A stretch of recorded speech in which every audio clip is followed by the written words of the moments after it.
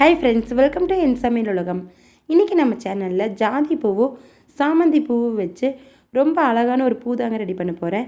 Video ஃபுல்லாக skip பண்ணாமல் பாருங்கள். உங்களுக்கு பிடிச்சிருந்துச்சுன்னா லைக் பண்ணுங்கள். நம்ம சேனல் நீங்கள் இன்னும் சப்ஸ்கிரைப் பண்ணாமல் பார்த்துட்டு இருந்தீங்கன்னா சப்ஸ்கிரைப் பண்ணி வச்சுக்கோங்க. இப்போ வாங்க வீடியோக்குள்ளே போகலாம். இன்றைக்கி ஜாதி பூவும் பர்பிள் கலர் சாமந்தி பூ வச்சு தாங்க பூ கோர்க்க போகிறேன். ஜாதி பூ எப்போவுமே கோர்க்கிறது கஷ்டங்க.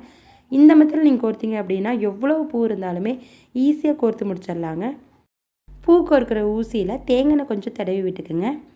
அப்போ பூவோட காம்பு அருந்து போகாமல் இருக்குங்க.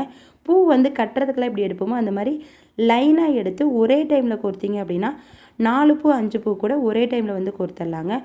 ஒவ்வொரு பூவாக கோர்க்கிறத விட இந்த மாதிரி எடுக்கும் போதே அப்படியே அடுக்கடுக்காக வர மாதிரி எடுத்துக்கணும். எடுத்து இப்படி ஒரே டைமில் ஊசியில் குத்துனீங்க அப்படின்னா பூ அப்படியே உள்ளே ஏறிடுங்க. அப்போ உங்களுக்கு ஒரே டைமில் 4 பூ 5 பூ கூட கோர்க்கலாம். நல்லா உங்களுக்கு பழகிடுச்சுன்னா 10 பூ கூட ஒரே டைமில் கோர்க்கலாங்க. இந்த மாதிரி நீங்கள் கோர்க்கும்போது ஒரு சென்டில் ஈஸியாக ஒரு 5 நிமிஷத்துக்குள்ளேயே கோர்த்து முடிச்சிடலாங்க. ஒவ்வொரு பூவாக கோர்த்தோம் அப்படின்னா ரொம்ப லேட் ஆகும். ஃபஸ்ட்டு ஒரு 3 பூவாக வச்சு ட்ரை பண்ணுங்கள். ஈஸியாக வந்துடும் ஃப்ரெண்ட்ஸ். நான் இப்போ ஒரு 4 வரிக்கு மேலே வச்சுருக்கேன். அடுத்தது சாமந்தி பூ வைக்கிறேங்க. அந்த பூவோட அகலத்துக்கு தகுந்த மாதிரி பூ எடுத்துக்குங்க. அதாவது சாமந்தி பூ அந்த ஜாதி பூவோட அகலத்துக்கு தகுந்த மாதிரி எடுத்துக்கணும். இந்த மாதிரி உள்பக்கத்துலேருந்து மேலே வர மாதிரி ஊசி குத்தி ஒரு பூ எடுத்துக்கலாங்க. அடுத்த பூ அப்படியே ஆப்போசிட்டில் குத்தி எடுக்கணும். கீழ்ப்பக்கத்துலேருந்து அப்படியே மேல் பக்கம் ஊசி வர மாதிரி இப்படி பண்ணும்போது எல்லா சைடுமே அந்த சாமந்தி பூ இருக்கிற மாதிரி தெரியுங்க. ஒரு சைடாக தெரியாது. இது உங்களோட ஐடியா தாங்க. ஒரு பூ கூட வைக்கலாம், 2 வைக்கலாம். இல்லை ஜாதி பூவே இன்னும் கொஞ்சம் கம்மி பண்ணி வைக்கலாங்க. இல்லை செண்டு அதிகமாக வேணுன்னா இன்னும் கொஞ்சம் கூட ஜாதி பூ கோர்க்கலாம். நான் எனக்கு பிடிச்ச மாதிரி கோர்த்துருக்கேங்க. அதுக்கப்புறமும் ஜாதி பூ கோர்க்கிறேன். அதே மாதிரி 4 பூவாக வச்சு கோர்க்கிறேன்.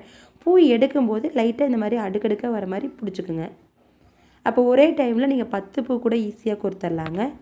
இப்போ இதே மாதிரி அடுத்து ஒரு செண்டு கோர்த்து மறுபடியும் சாமந்தி பூ கோர்த்து 1 செண்டு அளவுக்கு கோர்த்துருக்கேங்க. ரொம்ப ரொம்ப அழகாக இருக்குங்க. அந்த ஒயிட் கலர் ஜாதி பூவுக்கு இந்த சாமந்தி பூ பார்க்கும்போது அவ்வளோ அழகாக தெரியும். ஒரு பர்பிள் கலர் சாரீலாம் கட்டினா இந்த மாதிரி ட்ரை பண்ணி பாருங்கள் ஃப்ரெண்ட்ஸ். இப்போ நான் 1 சென்ட் அளவு ஃபுல்லாக கோர்த்து முடிச்சிட்டேன். நான் பெரிய ஊசி யூஸ் பண்ணியிருக்கேங்க. சின்ன ஊசியாக இருந்தால் நீங்கள் அப்பப்போ இழுத்து விட்டுடலாம்.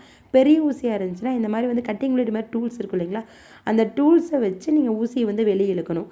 எப்போவுமே நீங்கள் நார்மலாக சின்ன ஊசியாக இருந்தால் கூட பூவு இந்த மாதிரி ஒரு விரலில் பிடிச்சிக்கணும். அந்த ஊசி தாங்க மேல் பக்கமாக இழுக்கணும். பூவை எதுக்காகவும் நகர்த்தக்கூடாது. பூவை இப்படி பிடிச்சிக்கணும் கையில். அந்த ஊசியை தான் மேலே இழுக்கணும். இந்த மாதிரி இழுத்தீங்க அப்படின்னா பூ எப்பவுமே அருந்து போகாதுங்க.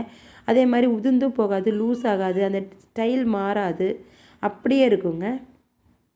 இப்போ நான் பூ அப்படியே பிடிச்ச இடத்துல அப்படியே தான் இருக்குது. ஊசியை மட்டும்தாங்க மேலே இழுக்கிறேன். இப்போ இதே மாதிரி கொஞ்சம் கொஞ்சமாக இழுத்து நான் நூலுக்கு மாற்றிட்டேன். நூலுக்கு மாற்றினதுக்கப்புறம் இந்த மாதிரி ரொம்ப நெருக்கமாயிருங்க.